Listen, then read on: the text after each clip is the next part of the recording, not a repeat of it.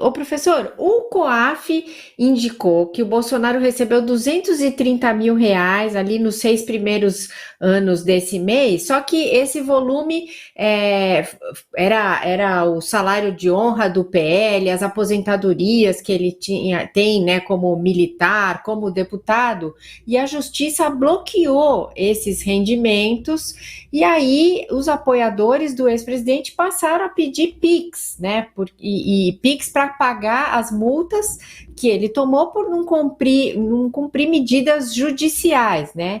E aí, no começo do mês, o presidente falou: olha, eu já recebi o suficiente para pagar as multas, mas também não explicou exatamente qual era o valor que ele tinha recebido e falou: olha, são valores ali entre 2 e 22 reais e tal, mas o COAF está mostrando para a gente que algumas empresas fizeram vários depósitos e que tem pessoas físicas que fizeram depósito de 5, de 10 mil reais. Como é que você está acompanhando? Você concorda com o Josias que falou que essa história do Pix é Pix caretagem, professor? Essa é muito boa, essa é muito boa. Na verdade, o que a gente vê é que o Bolsonaro está anulando o efeito das decisões da justiça. Porque a decisão da justiça, ao multar uma pessoa, é fazer com que ela tenha que tirar dos seus recursos, que ela seja vitimada nesse sentido, na própria disponibilidade de dinheiro, né? Quando ele terceiriza a multa, ele passa para pessoas e empresas pagarem a multa, ele não sofre nenhuma penalidade, ele anulou a penalidade. Quer dizer, seria necessário aí duas coisas importantes. Primeiro, que a justiça examinasse essas contas e que elas fossem bloqueadas quando fossem declaradas. Se alguém quer dar dinheiro para o Bolsonaro, que dê. Não tem nenhum problema em relação a isso. Mas se é declarado para pagar uma multa, que é uma pena da justiça, isso anula o efeito da justiça praticada. Então, essas vaquinhas para pagar multas deveriam ser absolutamente bloqueadas.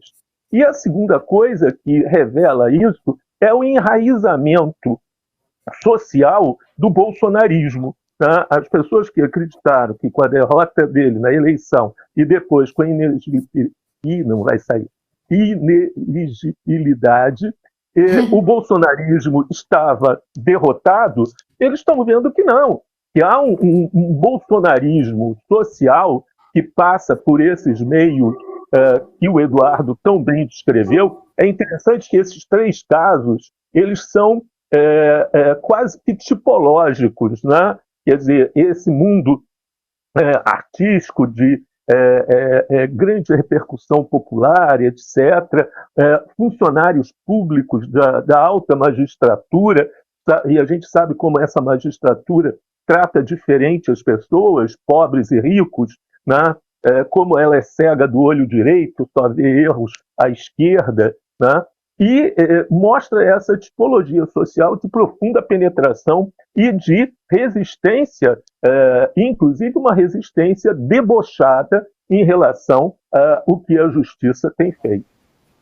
Pois é, eu vou pedir para a Paty mostrar um vídeo que o presidente comentou esses depósitos na conta dele no final de semana, quando ele estava lá em Santa Catarina num evento do PL Mulher. Vamos assistir, Paty?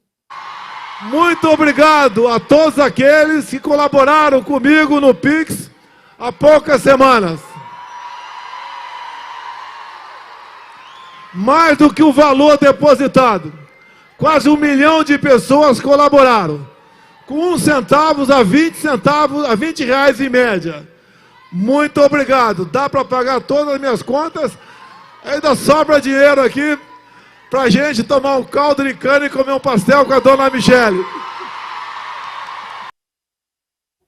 Professor Francisco, as informações que o COAF levantou a respeito dessas doações também foram enviadas para a CPI do 8 de janeiro, porque tem dados também de outras pessoas ligadas ao ex-presidente. Algumas dessas pessoas, inclusive, estão ali na mira das investigações, investigações assim, no âmbito criminal mesmo, do ministro Alexandre de Moraes.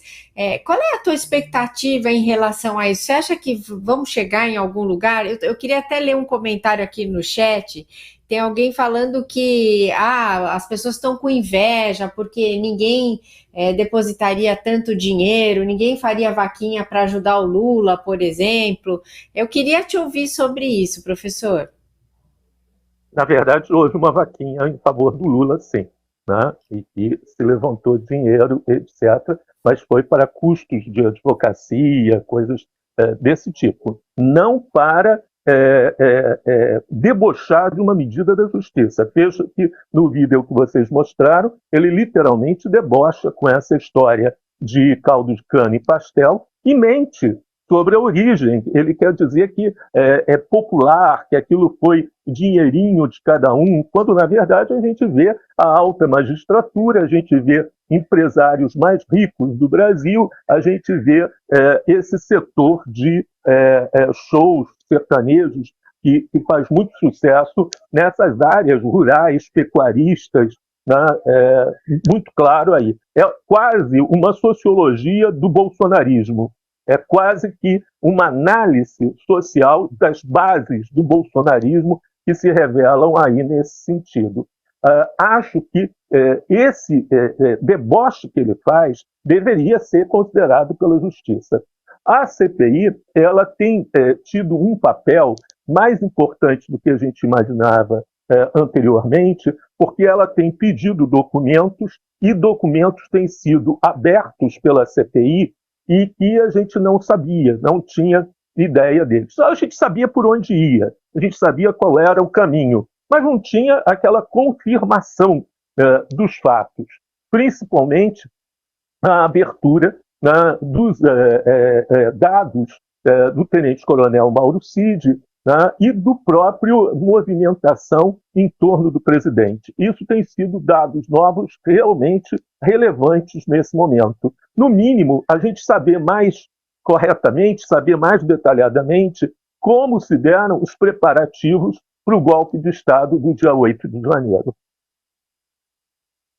Ex-ministro do TSE, né, o Gonzaga, ele chamou de vazamento de dados financeiros para a imprensa e questionou assim, como assim a imprensa teve autorização judicial para revelar para todo mundo que ele fez esse Pix, o Gonzaga? Agora, se nós precisamos achar quem é o responsável pela destruição das sedes dos três poderes no dia 8 de janeiro para alguém pagar essa conta, não é, professor? Então, assim, tem que seguir o caminho do dinheiro, não tem outra maneira da gente descobrir. Eu acho que está correto o COAF, e o COAF é o papel dele também, né, apontar quem fez uma movimentação atípica, né, professor? Olha, veja bem, uma vaquinha política não é um dado confidencial, né? Quer dizer, ele entrou no movimento político, ele se politizou, né? Além disso, quer dizer, é claro que ele já vinha tendo manifestações pró-Bolsonaro, etc. Está se falando aqui, na verdade, de uma facção política, de um grupo político que patrocinou o descrédito do sistema eleitoral brasileiro, o descrédito do sistema de saúde brasileiro, o descrédito do sistema de proteção às populações indígenas, gerando um genocídio, e que está sob júdice, quer dizer, está em julgamento. Os dados são públicos ou não são públicos conforme a decisão daquela autoridade que conduz o julgamento. No caso da CPI, evidentemente, o secretário e a presidente da comissão que definem isso. Então, a legalidade está garantida. Ele está querendo se esconder atrás, né, do que é óbvio, né? Isso não tem a menor dúvida, né, que é essa participação dele nesse processo. Agora, imaginemos esse senhor, né, julgando pessoas, julgando questões na mais alta corte, né, da justiça hierárquica, né, acima só o Supremo Tribunal Federal, né, tomando tais decisões, né? Como que se sente um juiz do Tribunal Eleitoral perante as falas desse presidente que diz que o sistema é fraudado? E ele depois ainda paga a multa dessa denúncia, que é uma denúncia fake, né? Isso é muito estranho, é muito esquisito da parte de um juiz.